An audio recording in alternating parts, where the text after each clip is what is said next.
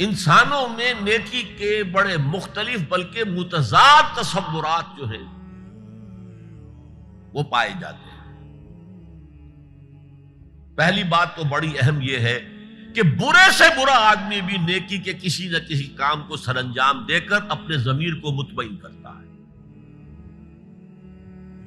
میں ڈاکہ تو ڈالتا ہوں لیکن بیواؤں اور غریبوں کی مدد بھی تو کرتا ہوں اپنے علاقے میں۔ میں فلاں کام تو کرتا ہوں لیکن فلاں مزار پر جا کر میں نے چادر بھی تو چڑھائی ہے، وہاں دیگ بھی تو پیش کی ہے۔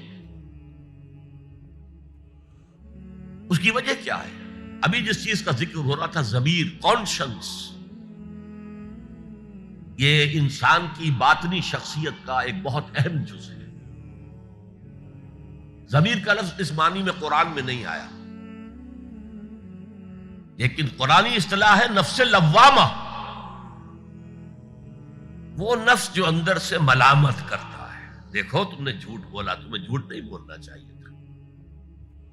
کسی اور نے ملامت کی یا نہیں کی، تمہارے اندر کوئی شے ہے جو ملامت کر رہی۔ دیکھو تم نے فلاں شخص کا دل توڑ دیا، یہ اچھا کام نہیں۔ یہ ہے لوامہ جس کی قسم کھائی گئی، لا اقسم بیوم القیامت ولا اقسم بالنفس اللوامہ۔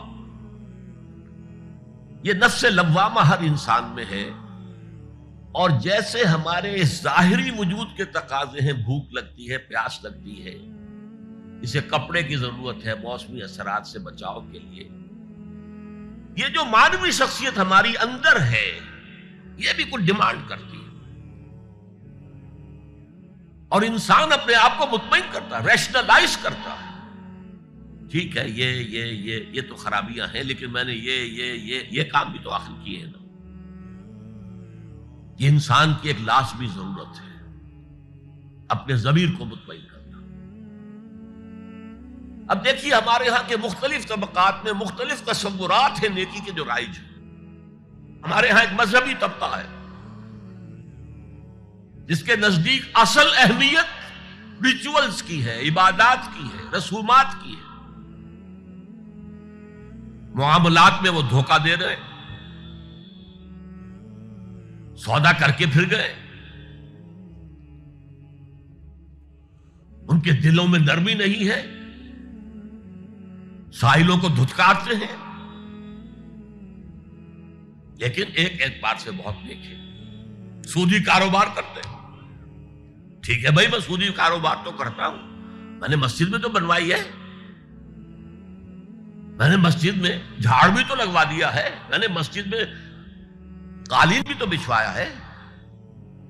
تو نیکی کا ایک تصور یہ ہے ہمارے یہاں۔ اس کے بالکل برعکس ایک تصور ہے جدید تعلیم یافتہ طبقات کا تصور۔ آپ نے بارہا سنا ہوگا گفتگو، بھائی اصل نیکی یہ ہے کہ کوئی کسی کو دھوکہ نہ دے، جھوٹ نہ بولے، وعدہ پورا کرے، اپنا فرض صحیح طور سے ادا کرے، کہیں ملازم ہے تو اپنے فرائض صحیح طور سے ادا کرے۔ باقی رہ گئی نماز روزہ، یہ تو انفرادی باتیں ہیں، یہ کوئی کرتا ہے تو اپنے لیے، نہیں کرتا ہے تو کوئی بات نہیں۔ یہ دونوں ایک دوسرے کے بالکل برعکس تصورات ہیں، اور یہ ہمارے معاشرے میں جدید تعلیم یافتہ طبقات کا تصور نیکی اور ہمارے قدیم علماء اور ان کے زیر اثر جو عوام ہیں ان کے تصور نیکی میں یہ زمین و آسمان کا فرق ہے۔ آپ کو معلوم ہے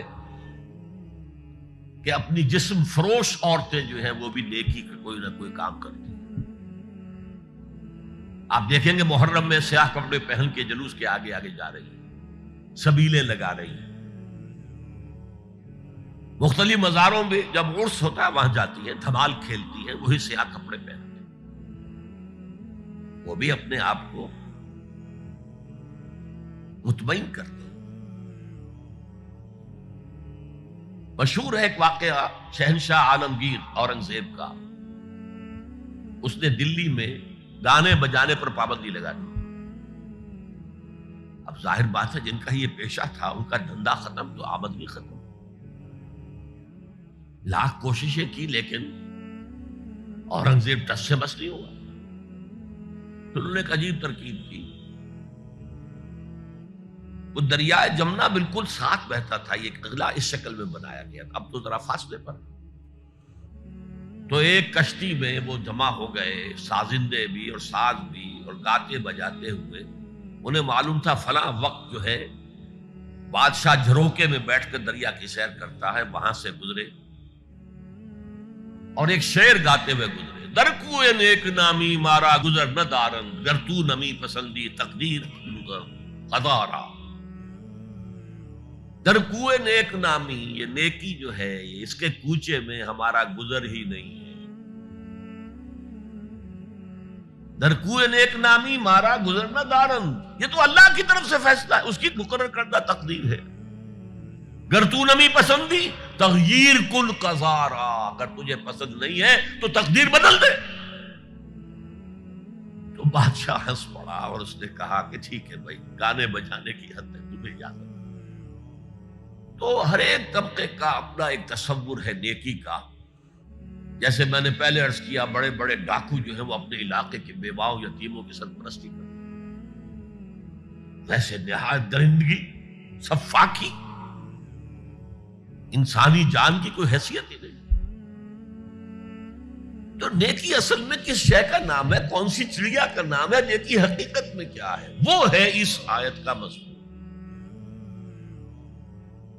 میں مثال دیا کرتا ہوں، ایک عام قصہ ہے کہ کسی گاؤں میں پہلی مرتبہ ہاتھی آیا.